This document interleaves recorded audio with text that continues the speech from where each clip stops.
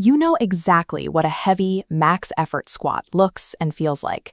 You have spent years watching athletes grind through the sticking point, intuitively adjusting their leverage, timing, and rest periods to get the weight up. You already understand the physics and the recovery demands of this movement in practice.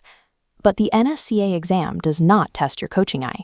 It demands the formal, biological vocabulary to explain the exact mechanisms operating beneath the skin.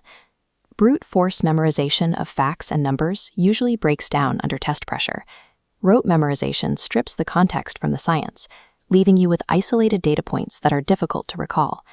We will trace the unbroken biological chain of events triggered by a single heavy lift, starting with biomechanical torque, mapping the neural firing sequence, measuring the chemical fuel burned, and tracking the resulting hormonal adaptation. Biomechanical demand dictates the required energy system, and the chemical fallout from that system triggers the endocrine adaptation. Attaching the NSCA's specific textbook language to a movement you have coached thousands of times transforms abstract trivia into logical, predictable facts. Look at this schematic of the bottom of the squat. The mechanical demand is defined by the relationship between the joint axis, the knee, and the vertical line of force dropping from the barbell. As the lifter descends, the perpendicular distance from that knee axis to the force line increases. That distance is the moment arm. Because torque equals force multiplied by the moment arm, maximizing this horizontal distance at the bottom of the lift creates the highest torque demand on the quadriceps. This arrangement is a third-class lever. The muscular force of the quadriceps is applied directly between the joint fulcrum and the external resistance of the barbell. Most human muscle arrangements operate as third-class levers. We evolved to prioritize speed and range of motion over raw force generation. Because the muscle's attachment point is so close to the joint, it operates at a steep mechanical disadvantage. To move a heavy external load, the muscle must generate an internal force far greater than the weight on the bar. This dynamic plays out across two distinct phases. As the lifter lowers the weight, the muscle lengthens under load, the eccentric action. Pushing back up, the muscle shortens to overcome the resistance, performing the concentric action. The eccentric phase produces significantly more force per cross-sectional area of muscle than the concentric phase. This makes the controlled lowering of a heavy load severely demanding, creating the highest potential for tissue damage. This structural inefficiency is the essential prerequisite for physical adaptation. The massive torque demand forces the central nervous system to rapidly escalate its internal response. To generate that immense internal force, the brain must communicate with the physical muscle tissue. The biomechanical demand becomes a neurological command. The body organizes this response according to Henneman's size principle. Motor units are recruited in order of their size, moving strictly from smallest to largest as force demand increases. This diagram illustrates that sequence. The nervous system fires the small, fatigue-resistant type 1 slow oxidative fibers first. As the load feels heavier during the descent, it calls on the intermediate type 2A fast oxidative fibers. Pushing through the sticking point requires maximum effort, forcing the body to recruit the largest, fastest, and most easily fatigued units last, the type 2X fast glycolytic fibers. Inside that active type 2X fiber, the command to contract arrives as an action potential, traveling down the T-tubules, the signal highways plunging deep into the cell. The signal hits the sarcoplasmic reticulum, prompting a flood of calcium into the cell interior.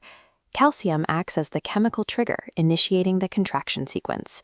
Here is the sliding filament theory at work. Calcium binds to the protein troponin. Troponin then physically drags the troponin band out of the way, exposing the binding sites on the thin actin filament. The thick filament, the myosin motor, reaches up, locks into that newly exposed actin anchor, and pulls toward the center. This motion is called the power stroke, and it physically shortens the sarcomere. The mechanical torque at the knee is met by millions of microscopic power strokes. But operating those myosin motors at maximum capacity instantly drains the cell's chemical fuel reserves. The body uses exactly one chemical currency to fund that power stroke, adenosine triphosphate, or ATP. Because the heavy squat demands near maximal intensity from the type 2X fibers, the need for ATP is immediate. The highly efficient oxidative system is simply too slow to keep up. Instead, the fibers rely on the phosphagen system. This is a fully anaerobic pathway that takes over for the first 0 to 10 seconds of explosive effort. This system provides energy instantly, but yields only 1 ATP per molecule of phosphocreatine. The tank is small and it empties rapidly.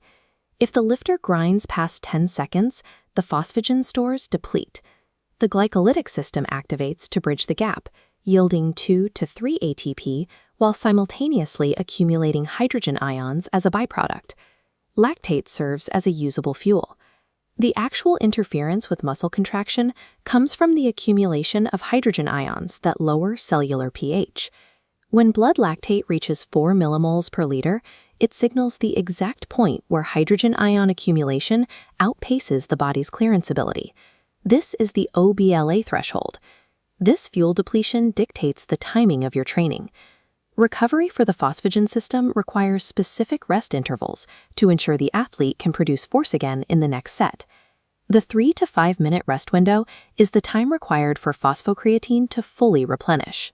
This biological recovery rate is what determines the standard prescription for power and strength training.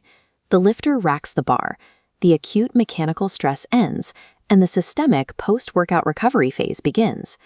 The combination of heavy mechanical torque, massive type 2X recruitment, and metabolic stress acts as a systemic alarm bell.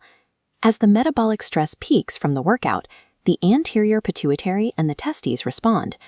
The lines for the primary anabolic builders, testosterone and growth hormone, sharply spike upwards. At the same time, cortisol levels elevate. This acute rise during the workout is a healthy mechanism used to mobilize fuel to meet the energy demand. If the athlete is deprived of adequate recovery, cortisol remains chronically elevated, flipping the body from an anabolic state of growth to a catabolic state of breakdown. The testosterone to cortisol ratio tracks recovery status. If the catabolic cortisol bar grows to dwarf the anabolic testosterone bar, the system triggers an overtraining alert. On the exam, a dropping testosterone to cortisol ratio is the primary indicator that the athlete is failing to recover and actively breaking down muscle tissue. The endocrine system's final ratio decides if the mechanics of the lift result in physical growth or systemic breakdown. We have traced the complete biological pathway of a heavy lift. Step 1, the biomechanical moment arm dictates the force requirement placed on the joints. Step 2, that force requirement dictates that the nervous system recruit the massive type 2X fibers. Step 3, that fiber recruitment dictates the reliance on the phosphagen pathway. Step 4, the resulting bioenergetic depletion and mechanical damage trigger the anabolic hormonal cascade. To master this material, abandon the habit of memorizing isolated textbook numbers in a vacuum. Map the formal NSCA vocabulary directly onto the physical coaching scenarios you already intuitively understand. When the biological engine is clear, from the 3-minute rest to the 4 millimole threshold, the correct exam answers are simply the logical conclusions of the physiology.